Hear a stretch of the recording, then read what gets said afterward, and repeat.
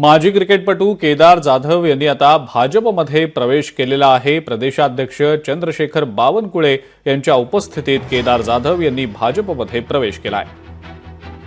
प्रदेशाध्यक्ष आणि महसूल मंत्री चंद्रशेखर बावनकुळे आणि सोबतच कार्यकारी अध्यक्ष रवींद्र चव्हाण यांच्या उपस्थितीत केदार जाधव यांचा भाजपमध्ये प्रवेश झालेला आहे।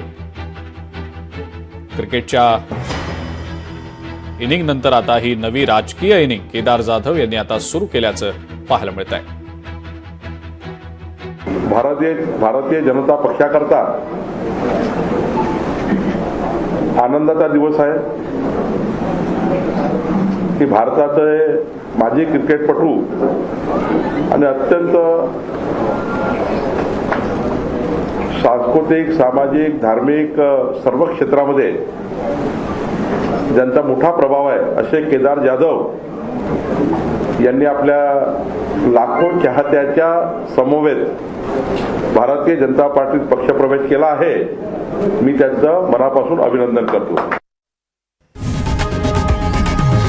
लोकशाही मराठी ऐका, पहा, जागरूक रहा।